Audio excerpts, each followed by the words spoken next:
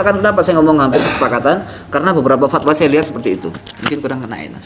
Beberapa fatwa saya baca beberapa kali sama, tapi saya nggak mengatakan semuanya. Karena kenapa saya nggak ngomong semuanya? Karena saya belum meneliti semuanya. Kan nggak boleh kita. Jadi vaksin itu, dan tidak hanya vaksin, suntik apa saja, sakit kepala suntik misalkan ya, sakit gigi disuntik misalkan ya, itu boleh, tidak membatalkan puasa. Karena apa? Karena suntik itu tidak termasuk lubang yang manfaz. Manfaz itu lubang yang bisa masuk kayak telinga, kayak hidung, dan kayak mulut. Dia lubangnya nggak resmi, jadi nggak ada masalah. Dia nggak boleh itu lubang resmi. Itu pun kalau disengaja. Kalau nggak sengaja nggak ada masalah. Apalagi mata sama, sakit mata dikasih tetes mata nggak membatalkan. Meskipun ketika sakit mata masuk di tenggorokan. Ini fatwanya nggak batal. Karena apa? Karena mata bukan lubang yang manfaat yang punya terusan sampai ke lambung. Dia bukan lubang resmi mata ini. Mana ada orang makan lewat mata? Nggak ada. Mana ada orang minum pakai mata? Oh, nggak ada orang minum pakai dari mata. Jadi nggak apa-apa, nggak batal.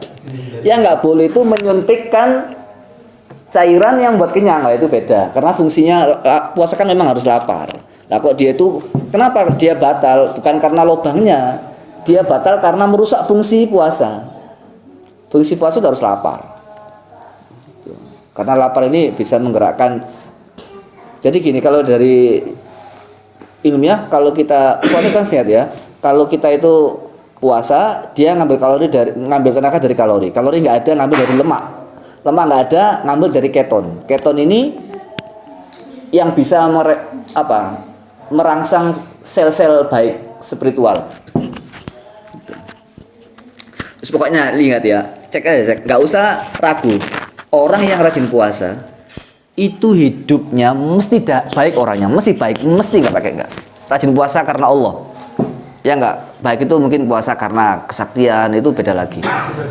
Karena apa itu? Ya sebenarnya nggak apa-apa, tergantung niatnya saja. Kita nggak apa, saya puasa minta Allah rezeki, nggak apa-apa, bagus kan? Yang nggak bagus kan niatnya jelek. Dia puasa niatnya supaya nanti kalau saya mukul orang langsung dia meninggal, itu kan niatnya jelek, gitu. Nggak bagus. Kalau kita niat, ya Allah saya kok lama belum dapat pekerjaan, saya mau puasa, doa. Orang puasa itu kan doanya mustajab, nggak apa-apa. Saya puasa supaya hidup saya mudah, nggak apa-apa. Ya nggak boleh tadinya jelek itu. Ingin membuat membuat orang lain. Saya puasa supaya dia hancur hidupnya, itu kan juga jelek, nggak boleh.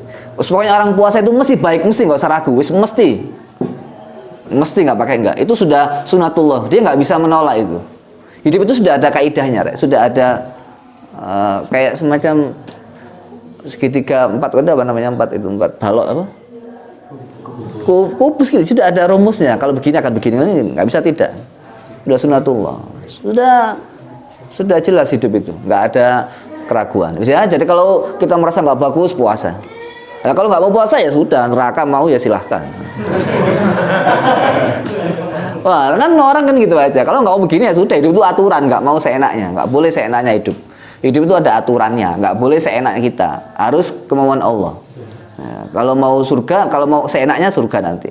Nah, mumpung di dunia, kita paksa kita sesuai dengan Allah. Sudah, gitu ya, puasa. Jadi nggak apa, puasa nanti langsung matanya dikasih obat tetes yang banyak. Sampai perih, sampai kenyang. Tapi nggak ada orang begitu, mana ada orang. Sudah. Bismillahirrahmanirrahim. Qala al-Qadhi Husainun, ya, Qadhi Husain mengatakan wa yuqayyadu bil itqiya'i, dan dibatasi dengan atqiya. Atqiya itu apa? Dengan takwa. Jadi pengikut keluarga Rasulullah itu siapa? Pengikutnya yang bertakwa. Wa yuwafiquhu qauluhu ta'ala, dan ini sesuai dengan firman Allah, in awliya'uhu illal muttaqun, sesungguhnya kekasih Allah itu orang yang bertakwa. Wa qauluhu al-abna'u jam'u ibnin, abna itu jamaknya ibn. Wa huwa min atfil khasi, dia itu ataf khas alal am, li'annahum dakhiluna fi umumi qawlihi, karena mereka semua masuk dalam firman Allah, wal ali ala haddi qawlihi ta'ala hafizu ala sholawati was sholatil wusta.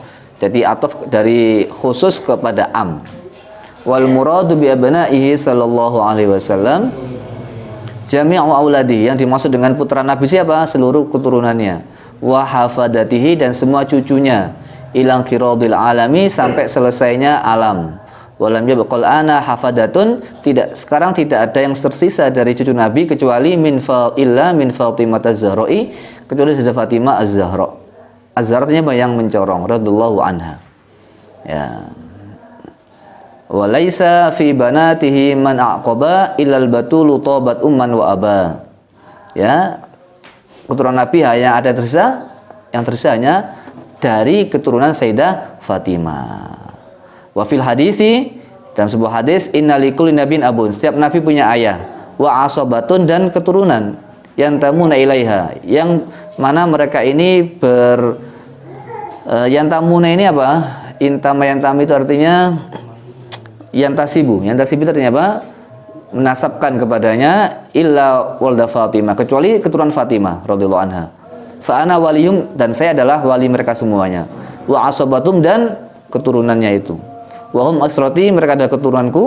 Khuliqu min tinati, mereka diciptakan Allah dari lumpur, dari tanah saya, sama saja.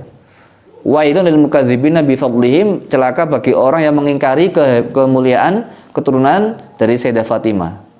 Man ahabbahu mahabbahullah, siapa yang mencintai keturunan Rasulullah, maka dia akan dicintai Allah. Wa man abghadahum abghadahullahu taala, yang membuat mereka marah, maka Allah akan marah kepadanya. Walladzi nafsi biyadihi, demi Allah, demi zat yang mana jiwaku pada genggamannya, la yabghadu ahlul baiti ahadun illa katabahullahu finnar, tidaklah orang itu benci kepada keluarga Nabi kecuali dia Allah pastikan sebagai ahli neraka. Ini yang dipegangi semua ulama di sini. Ya. Wa fihi an Umar radhiyallahu anhu marfu'an, kullu hasabin wa nasabin yang qad yaumil qiyamah, semua nasab, kedudukan, keturunan itu terputus pada hari kiamat. Ma khalana hasabi wa nasibi, kecuali keturunanku. Wa kullu bani unsa asabatuhum, setiap anak itu setiap anak perempuan asabatum bi, keturunannya ikut kepada ayahnya. Jadi Fatimah, jadi kalau perempuan apalagi kepada ayahnya. Jadi ayah ini yang menentukan garis keturunan, bukan perempuan. Ma khala walada Fatimah, kecuali keturunan putra dari Sayyidah Fatimah. Fa ini ana abuhum, dan saya adalah ayah mereka semua. Wa asabatum, dan menjadi keturunan pokoknya. Nah, itu. Jadi kalau keturunan yang bagus itu dari ayah. Memang dari faktor kedokteran kemarin ya. Laki-laki yang menentukan anaknya perempuan atau laki-laki. Jadi ada perempuan tuh hanya punya sperma Y, X saja. Laki-laki X dan Y. Jadi kalau X ketemu Y ya jadinya laki-laki, kalau Y dan Y ketemunya perempuan. Jadi yang punya sperma itu X dan Y itu aja laki-laki. Jadi keturunan itu ikutnya ke ayah. Karena yang menentukan laki perempuan itu sperma ayah, bukan sperma ibu. Makanya Nabi kan takhayyaru fikum. Kamu laki-laki pilihlah ladang yang tepat. Karena kamu adalah benihnya. Gitu. Dalam Al-Qur'an, Rasul kan pernah dihina sama orang kafir ya. Inna syani'aka huwal abtar. Kamu itu sudah terputus keturunanmu. Tapi kan kata Allah enggak begitu. Jadi Al-Kautsar ini surat yang paling pendek. Berapa ayat? 3 ayat. Al-Kautsar ini ternyata ada mukjizatnya, Rek. Coba, insya Allah kalian baru dengar. Al-Kautsar itu ya, dalam Al-Quran, surat yang akhirnya ro itu ada 10. Dan Al-Kautsar itu yang terakhir. Dan masing-masing ayat itu hurufnya 10. Sudah saya hitung sendiri nanti, sudah saya hitung soalnya. Saya udah ngitung, nggak bukan jari nih. Inna a'tainakal kautsar 10, ayat kedua 10 hurufnya, ayat ketiga 10 juga hurufnya 10. Hurufnya 10 itu bukan 10 alif nun alif lagi enggak, ya alif nun alif nggak usah dihitung lagi karena sudah ada alifnya. Nah, itu cara ngitungnya. Al nggak usah dihitung karena al itu kan bukan huruf, dia kan tambahan. Kayak kursiun, al kursi kan bukan hurufnya. Jadi semuanya 10. Ayat pertama 10, ayat kedua 10, ayat ketiga 10. Dan seluruh ayat yang berakhiran ro di Al-Quran jumlahnya 10, dan Al-Kautsar yang ke-10. Dan Al-Kautsar itu kan ada dalam Al-Quran kan ada wal laili ke Al-Fajr. Wasyafa'i walayalin ashr. 10 tanggal 10 malam itu apa? 10 Dzulhijjah. 10 Dzulhijjah itu apa? Hari Nahar.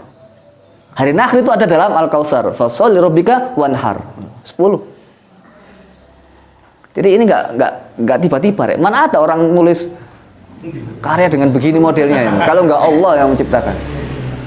Bisa membuat puisi hurufnya sama? Enggak bisa. 10, 10, 10, lalu 10, semuanya 10 semua. Dan itu surat yang paling pendek, apalagi surat yang paling panjang. Dan dalam Al-Qur'an, dalam surat Al-Kautsar itu huruf yang paling banyak diulang-ulang huruf apa? Huruf alif. Jumlahnya berapa alifnya? 10 huruf. Ada 10 huruf alif dalam surat Al-Kautsar. Dan Al-Kautsar itu surat yang paling pendek. Begitu hebatnya kandungannya. Dari segi bilangannya, apalagi dari segi khasiatnya. Nah, khasiatnya itu ada yang mengatakan kalau dibaca 14 kali habis sholat duha, insya Allah rezekinya nggak terputus. 14 kali habis sholat duha. Ada yang mengatakan, ini sudah jelas kalau ini, baca Al-Kautsar untuk menggertak lawan. Taruh, sudah saya pegang, up, nah itu diketno, up, nah itu langsung orangnya gemetar. Nah, kalau dia yang musuh, nah kalau orang bagus-bagus nagih hutang, kamu punya hutang, kamu ya nggak fungsi. Oh, kamu punya hutang, kamu getai terus. Ya, up, pas up itu dikeraskan, up, dia langsung menggigak, langsung gemetar, dia ngerogi. Dan itu juga untuk diserang orang pakai Al-Kautsar. Kalau diserang orang kita supaya selamat baca Al-Kautsar. Insya Allah akan balik nggak kuat itu. Nah, ini dari segi surat Al-Kautsar. Itu isinya itu orang-orang kafir mendustakan. Akhirnya sama Allah dibantah dengan surat Al-Kautsar. Fasholli lirabbika wanhar inna syani'aka huwal abtar. Udah, kira lagi. Walaysa fi banatihi man aqaba ilal batula sudah. Wa qala fihi an Umar, dari sahabat Umar radhiyallahu anhu marfu'an sudah ya. Langsung qala Nazim rahimahullah wa ba'da hamdi fahaka sahi. Setelah saya mengucapkan pujian kepada Allah, fahaka sahi, maka inilah wahai temanku manzumatan tufidu fi nikah. Nah, ini baru masuk ke tema nikah ya. Manzuma yang memberikan faedah tentang pernikahan. Qala jama'atun min ahlil ilmi hiya faslul khitabi, ini yang paling penting ya. Bahasa faslul khitab itu yang paling penting ya gitulah. Allazi utiyahu Daud alaihissalam, intaha ya. Wa ikhtulifa fi awwali man takallama biha. Siapakah orang pertama kali ngomong masalah nikah?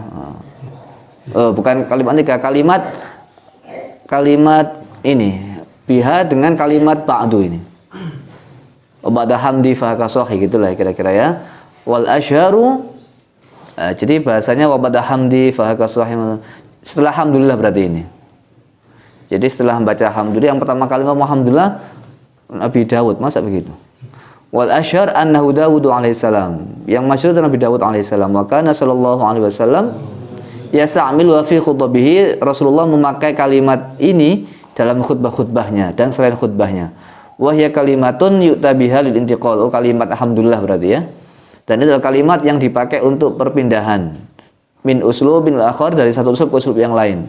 Wa takunu ma'a amma biduniha kama huna. Wa ba'da hamdi, atau mungkin amma ba'du gitu ya. Itu dipakai uslub wahya ila akhirih wa takunu ma'a amma biduniha. Bisa dengan amma atau tanpa amma. Kama huna kayak di sini. Wa ba'da hamdi enggak pakai amma ba'du. Ay ba'da ma taqaddama minal basmalati wal hamdalati wassalatu ala nabi sallallahu alaihi wasallam fahaka sahi ay fakhudh ya sahibi. Setelah mengucapkan basmalah, alhamdulillah, salawat kepada nabi, maka inilah wahai temanku. Fasahi munada murakham. Sahi ini munada murakham ini kalau enggak tahu. Ala isqati harfin nida, menggugurkan, membuang huruf nida. Wa qauluhu manzumatan arjuzatan. Arjuzah itu ya bahar arjuzah tufidu fi nikah, yang bisa manfaat dalam menikah. Ai fi huquqiz zaujaini, dalam hak dua suami istri. Wa ma ta'allaqu bidzalika min adabi dukhul, apa yang berhubungan dengan adab dukhul. Dukhul itu jima ya. Wal walimati, dan walimah, wal wab'i, wa kaifiyatihi wa ghaidzalika, dan cara-caranya, wa ghaidzalika. Nah, kalau caranya jima ini baca sendiri, wa ghaidzalika. Tsumma inna nikaha ta'tarihi ahkamul khamsah. Nikah itu punya hukum 5. Bisa 5 rek, kalian tinggal melihat saya ini masuk yang mana ini. Yakun wajib, bisa wajib. Wa dzalika fi haqqi man rajan nasla. Itu adalah orang-orang yang kepingin dapat keturunan wa khafa zina dan takut zina. Bitarkihi, dengan meninggalkan nikah. Rughiba fihi amla, baik dia senang nikah atau enggak senang nikah. Kalau mau punya anak takut zina harus nikah, hukumnya wajib. Walau qata'ahu an ibadatin ghairi wajibatin. Meskipun dia itu apa? Memutuskan dari ibadah yang selain wajib. Nah, nikah. Wa yakunu makruhan, bisa juga makruh. Wa dzalika fi haqiman la raghbata lahu fihi. Makruh nikah itu bagi siapa? Orang yang enggak mau nikah. Wa la yarjuna salat, enggak mau keturunan. Wa yaqta'uhu an ibadatin ghairi wajibah, dan bisa memutuskan ibadah selain wajib. Jadi kalau dia nikah, ibadah yang selain wajib bisa terputus. Apa itu ya? Apa yang enggak wajib ibadah bisa gara-gara nikah? Ya semuanya ya, ngaji Quran kan enggak wajib. Gara-gara nikah enggak ngaji Quran misalkan. Ini ya. Tuh. Tapi ya ini kalimat ini sepertinya ya apa? Ya dari pada enggak wajib kan enggak ada masalah gitu. Kenapa dimasalahkan?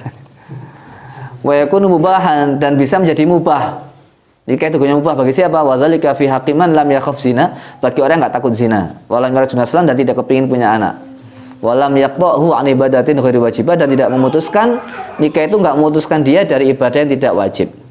Nah, yang terakhir, wa yakunu muharraman, dan bisa menjadi haram nikah. Siapa? Wa dzalika fi haqqiman yadur bil mar'ati, bagi orang yang bisa membahayakan perempuan. Karena apa? Bi adami waqin, karena enggak bisa memberikan nafkah batin ya, au nafaqatin, atau nafkah zahir, au kasbin muharramin, atau ditakutkan dia ngasih rezeki yang haram. Walau liraghibin, meskipun dia mau nikah enggak boleh kalau seperti ini. Lam yakhsha anatan, yang tidak ditakuti apa? Zina. Wa hadza taqsim yajri misluhu fil mar'ati, ini juga berlaku bagi perempuan. Wa zada Ibnu Urfata wajahan akhara fi wujubihi 'alaiha. Yaitu apa? Wajibnya nikah itu apa? Tambah lagi ajazuha an quwatiha. Ya, tidak bisa apa? An quwatiha wa adamu satriha bi ghairihi. Ajazu an quwatiha artinya apa? Perempuan ini enggak bisa nikah ya, atau enggak kuat untuk menikah, dan tidak bisa menutup dirinya dari nikah dengan selain nikah. Nah, jadi kalau enggak nikah enggak bisa menahan diri, ya itu wajib perempuan. Wa ila hadhil aqsami al-khamsati asyara al-alamatu al-jidar rahimallahu biqaulihi. Jadi nikah itu enggak ada di sini kalau enggak punya uang. Nah, uang enggak ada masalah di sini, hanya keinginan saja. Pokoknya kalau kamu nikah ya bertanggung jawab, pasti ada jalan, pasti. Yang penting mau kerja, mau bergerak ya, mau syukur, mau neriman, mesti hidupnya bahagia. Apalagi baca selawat, tambah bahagia. Ya. Satu halaman lagi lah ya. Wa wajibun 'alal ladzi yakhsha az-zina tazawwuju bi kulli halin amkana. Orang itu kalau takut zina wajib nikah, apapun yang terjadi. Wa zida fi nisa'i faqdul mali wa laisa munfiqun siwa rijali. Perempuan wajib nikah kapan? Kalau dia enggak punya uang dan enggak ada orang yang bisa ngasih uang kecuali suaminya. Nah, itu wajib nikah perempuan. Nah, kenapa nikah? Supaya ada yang ngasih uang ya, enggak apa-apa. Ini wajib di sini. Ya, perempuan wajib nikah. Kalau nggak ada yang ngasih uang kecuali calon suaminya, segera menikah. Nggak usah mencari, nggak usah pasang status, nggak usah pasang di Facebook. Cukup berdoa kepada Allah, nanti ada laki-laki yang datang. Yes ya. Tuh. Betul, buktikan aja, buktikan. Kalau kita jadikan Allah sebagai wakil kita, Allah bergerak lebih baik daripada yang kita harapkan.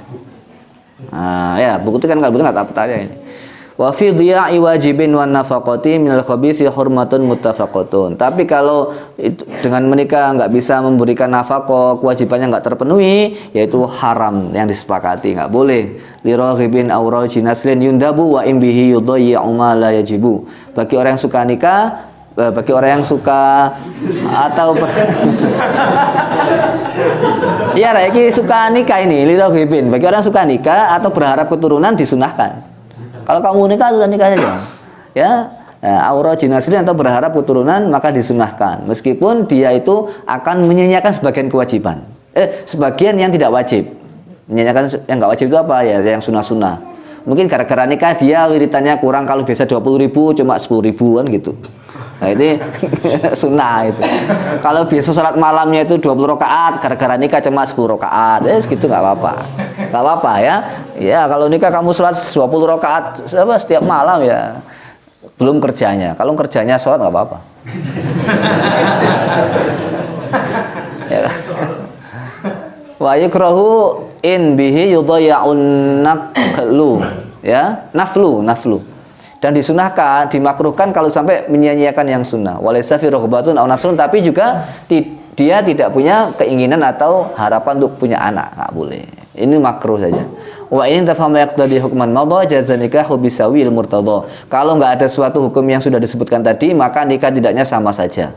Nah, itu ya. Nah, kalau bisa nikah, kalau yang sudah kuliah, setelah kuliah baru nikah ya.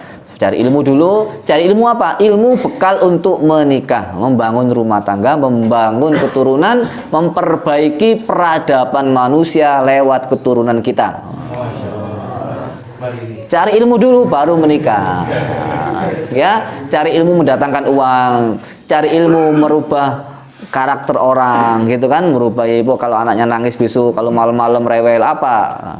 Caranya harus tahu ilmunya, jangan sekedar menikah. Rata-rata ini sudah survei, orang yang nikah dini itu terancam tidak bahagia, tidak harmonis, dan terancam untuk berpisah atau cerai. Ini sudah survei kenyataan di lapangan. Karena apa? Karena minimnya ilmu pengetahuan, tidak punya kesiapan.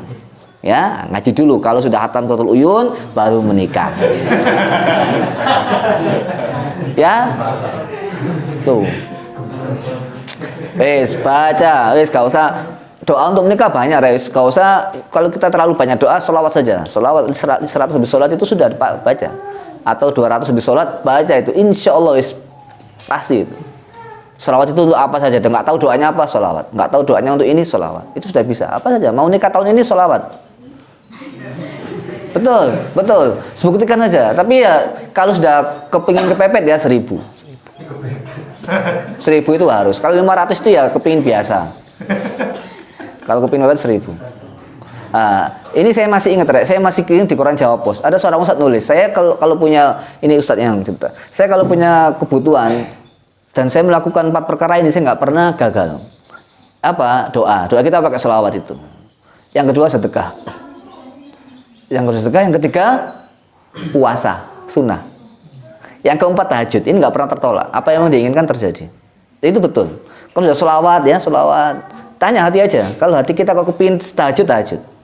Kalau hati kita sedekah. Puasa sunnah. Puasa sunnah. Hidup kita nggak jelas puasa. Orang puasa itu pasti hari raya. Pasti. Kalau kamu hidupnya susah puasa, pasti akan ada kebahagiaan hari raya. Pasti. Nggak pakai enggak. Buktikan. Sholawat dulu. Sudah setengah tahun kok nggak ada kabar-kabar mengarah ke sana. Tambahi tahajudnya. Sudah 2 bulan kok belum ada tanda, tambahi sedekah. Sudah kok belum ada tanda, puasa sunnah. 3 hari, 7 hari, 9 hari insya Allah maksimal sudah dapat. Hari ke-9 pas buka datang calonmu itu nanti. Nah, buktikan aja. Terus buktikan. Kalau tanya, iya tahu. Buktikan tanya.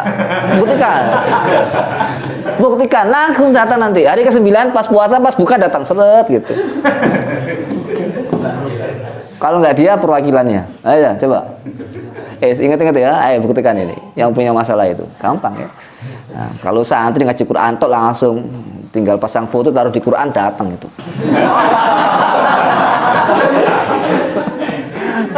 Betul ya, betul. Buktikan aja. Kalau nggak tuh nggak percaya. Ya gampang ya. Bismillahirrahmanirrahim. Lanjut lagi. Waktu lifa halin nikahu afdalu awit takhallul ba'da afdal. Di ulama beda pendapat. Yang bagus itu nikah, apakah hanya ibadah saja nggak usah nikah? Karena nikah kan juga mengganggu. Mau wiridan, anaknya sakit ke dokter, mau ngaji Quran, apa dengan tafsirnya kan nggak bisa misalkan ya. Ini yang bagus mana, nikah ataukah full murni ibadah saja nggak pakai nikah? Nah, ulama beda pendapat. Warrajih yang masyhur yang lebih unggul adalah anal afdhala al jam'u bainahuma. Yaitu dua-duanya yang nikah ya ibadah. Li anna nikah laisa mani'an nal takhir ibadah, karena nikah bukanlah penghalang untuk murni beribadah kepada Allah. Wa qad tuqirra an arkanan nikahi khamsatun. Sudah ditetapkan anak rukunnya nikah itu ada 5. Al-aqidani, ya laki perempuan yang akad, wa huma az-zauju wal waliyu. Bukan aqidani, zauj dan wali ya, zauj dan wali, wal maqudu alaihima, yang diakati. Siapa ini? Wa huma az-zaujatu was sadaqu, perempuan, istri, dan sodak ini artinya mahar, nafson, sebagaimana di nas. Kama fi nikahi tasmiyati au hukman, baik itu nikah secara bahasa atau secara hukumnya. Kama fi nikahi tafwid, sebagaimana nikah tafwid memberikan mahar, wasighati dan sighah, wal mahru mahar, wasighatu. Ini sudah sighah. Lalu kemudian setelah ini syairnya, wal mahru wasighatu wazaujani sumal waliyu jumlatul arkani. Mahar, sighat itu angka tukah itu, wazaujani 2 suami istri, lalu kemudian wali. Ini adalah rukunnya nikah. Gampang. Mahar terserah kita, ya kan? 20.000 yang penting mau beres. Sighat, ya kan? Sighat itu ya kamu saya nikahkan, dan 2 suami istri dan wali. Nikah itu mudah, yang sulit kita. Ya kan? Pokoknya kamu mau, orang tua ridho, sudah langsung ke KUA gratis. Gratis nikah. Tasakuran nggak usah berat-berat ya, kacang hijau sama pisang sudah. Iya toh, daripada kamu bergaul yang diharamkan kan. Nah, paham nggak? Kalau sudah kaya, besok tasakuran 1 orang 1 sapi.